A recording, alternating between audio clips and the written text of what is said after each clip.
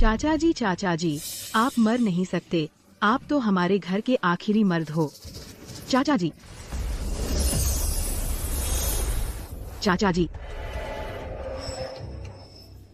चाचा जी, चाचा जी, अब मैं ही अकेला मर्द बचा हूं।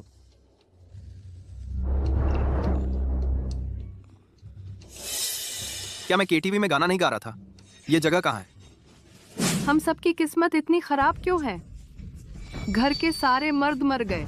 अब घर में सिर्फ चाचा जी ही। एकमात्र मर्द बचे हैं और अब वो भी भूख से मरने वाले हैं। अब हमारा गुजारा कैसे होगा? चाचा जी, चाचा जी, चाचा जी। ये सब क्या है? हाँ सही कहा। अरे कुछ खाने को मिले तो बहुत है, इसकी कदर करो।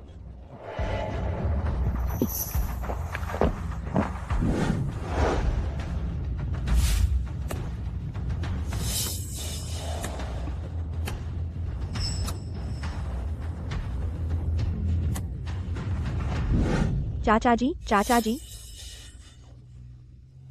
झांग परिवार, रोहन।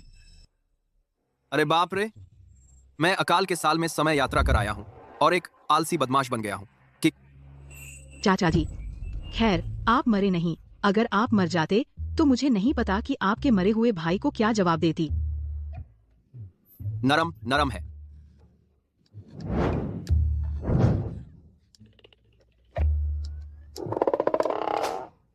चाचा जी, चाचा जी। अब प्राचीन अकाल का समय है। घर के पांचों भाई भूख से मर गए। सिर्फ 5 खूबसूरत भाभियां बची हैं और एक छोटी सी भतीजी भी। बहुत ज्यादा प्रेशर है। चाचा जी, यह हमारे घर का आखिरी राशन है, आप ले लें। चाचा जी आप जल्दी खा लो, आप तो अभी भूख से बेहोश हो गए थे। मूल शरीर वाला सच में बदमाश था। भाभियां उस पर इतना ध्यान देती थीं और उसे इसकी कदर नहीं थी। अब जब मैं यहाँ आ गया हूँ तो मैं उनकी अच्छे से देखभाल करूंगा। भाभियों को अच्छी जिंदगी दिलाऊंगा।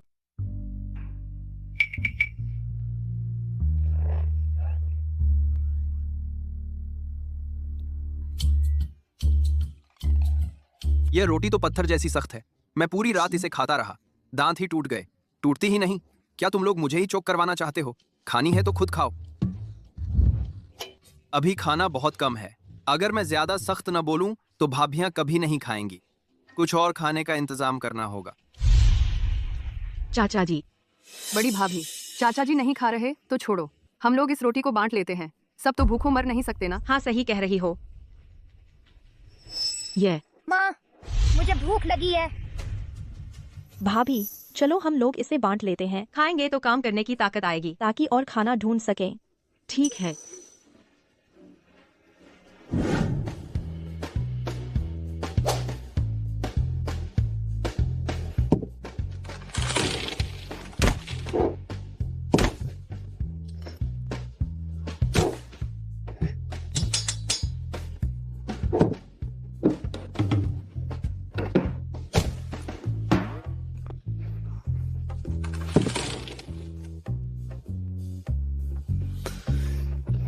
यह रसोई घर चेहरे से भी ज्यादा साफ है। इतनी देर ढूंढने के बाद सिर्फ आधी टोकरी जंगली सब्जियां मिली। इतनी सी जंगली सब्जियां पूरे परिवार के लिए कभी काफी नहीं होंगी। लेकिन अभी तो अकाल का साल है। जंगली सब्जियों की तो बात ही छोड़ो, पेड़ों की छाल तक छाटी जा चुकी है। अब और खाना कहां से आएगा? आज की ट्रिपलेस को कहां से आएगा?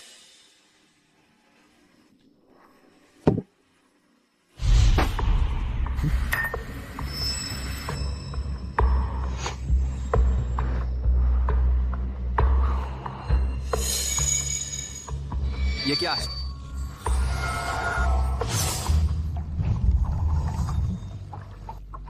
अंतरिक्ष अंगूठी। बहुत अच्छा। सोचा नहीं था कि इतनी जल्दी खाना मिल जाएगा। अब भाभियों को फिर कभी भूखा नहीं रहना पड़ेगा। बधाई हो, आपने विशेष जगह सक्रिय कर ली है। इस जगह में एक अमृत कुंड है और 50 बीघा उपजाऊ जमीन है। सिर्फ जगह ही नहीं, प्रणाली भी है। अब फिर कभी पेट भूखा नहीं रहेगा। मैं कहीं और जाकर कोशिश करता हूँ। देखते हैं ये प्रणाली कितनी अच्छी है। देश ही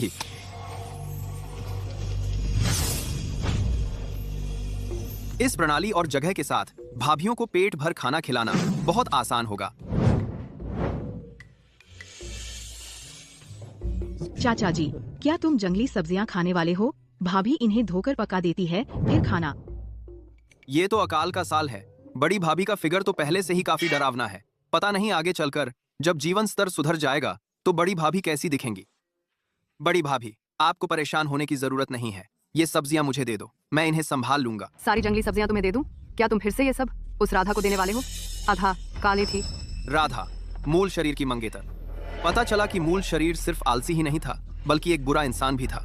घर का सारा खाना राधा को दे देता था, जिसकी वजह से कई बड़े भाई भूखे मर गए। ये मैंने और तुम्हारी पांचवी भाभी ने पूरा दिन खोदकर अब कहीं मिली है। घर में बस यही बची है। भाभी, मैं ये जंगली सब्जियां राधा को नहीं दूंगा। मैंने सोच समझ लिया है। अब से मैं फिर कभी राधा को खुश करने की कोशिश नहीं करूंगा। अब मैं बस चाहता हूं कि भाभीियों का जीवन अच्छा हो जाए। आप भाभीियों के सामने की बात करने के बाद भाभीियों। तुम झूठ बोल रहे हो। पहले भी तुम यही कहते थे, लेकिन आखिर में तुमने घर का सारा खाना उसी राधा को दे दिया। मैं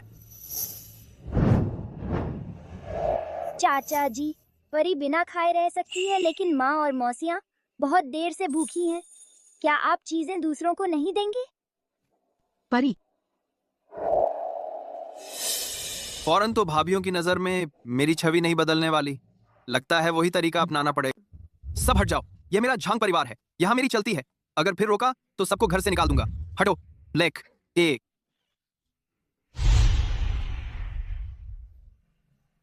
बड़ी भाभी, अब क्या करें? घर में खाने का एक दाना भी नहीं बचा।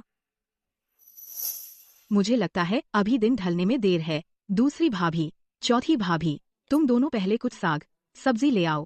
जब वह सब्जी राधा को दे देगा तो हम लोग फिर भूखे रह जाएंगे। ठीक है, हमने उसके साथ इतना अच्छा व्यवहार किया, वह एहसान क्यों नहीं मानता? मेरी नजर में तो वह बुरा आदमी है। क्यों ना हम उसकी परवाह करना ही छोड़ दें। चुप रहो। चाचा जी चाहे जितने भी बुरे हों, वे फिर भी हमारे चाचा जी हैं। हमें उनकी देखभाल करनी चाहिए। अरे तारा, वह चाहे जो भी हो हमारे झांग परिवार का ही है। हम थोड़ा और सहन कर लेते हैं, शायद एक दिन वह समझ ही जाएगा। अभी भी सहन? आखिर कब तक सहन करें? क्या तब तक सहन करें जब तक हम सब भूखों न मर जाए? भूखे मर भी गए तो वह भी हमारी किस्मत है। आगे से अगर मैंने तुम लोगों को फिर सुना चाचा जी के बारे में बुरा कहते हुए, तो मैं बड़ी भाभी होने के नाते तुम्हें घर से निकाल दूंगी। माफ करना। बड़ी भाभी, चाचा जी, क्या तुम सच में समझ?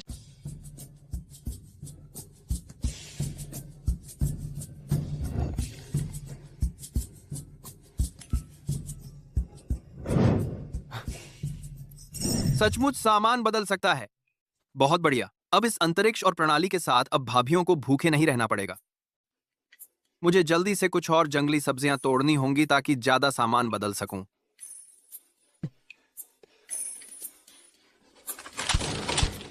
कौन है यहां चोरी छिपे शिकार करने की हिम्मत? अरे सुन लो, यह मेरा इलाका है। तुम्हें यहां शिकार करने की इजाजत किसने दी? यही तो अर्जुन है। यह मूर्ख लड़का पता नहीं कहां से मिली इतनी किस्मत कि 5 इतनी खूबसूरत भाभियां हैं। इतनी किस्मत होने के बावजूद इसकी कदर नहीं। जब यह भी भूखा मर जाएगा तो मैं उसकी वो 5 भाभियां सबको अपने पास रख लूंगा। इसके बाद अपनी कुत्ते की आंखें खोलकर देख, मैं यहाँ जंगली सब्जियां तोड़ने आया हूँ। तुम जंगली सब्जियां तोड़ने?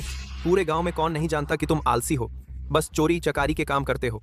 मेरे ख्याल से तुम जंगली सब्जियां तोड़ने का बहाना करके यहाँ चोरी से शिकार करने आए हो।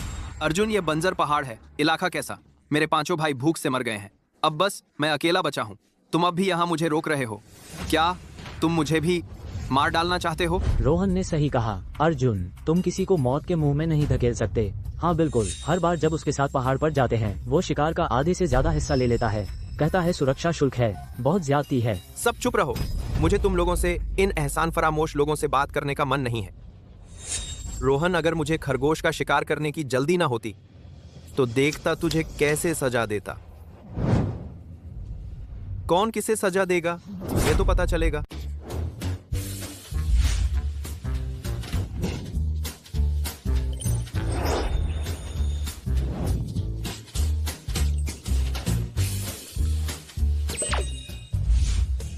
ये बीज विशेष जगह में लगाए जा सकते हैं। अमृत जल से पोषण मिलेगा, जल्दी ही ताजी सब्जियां खाने को मिलेंगी। मुझे जल्दी वापस जाना होगा। भाभियां शायद भूखी मर रही होंगी। मोर दी एग्जाम्पल।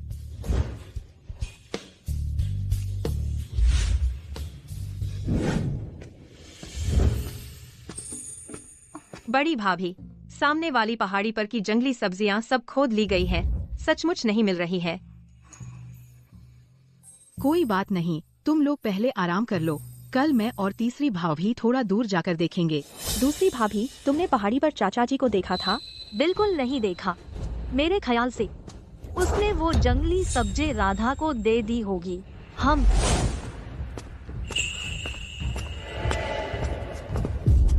रोहन, तुमने कहा था कि पहाड़ी पर सब्जी खोदने जा रहे हो। सब्जी कहाँ है? सब्जी सचमुच नहीं है, लेकिन ये है।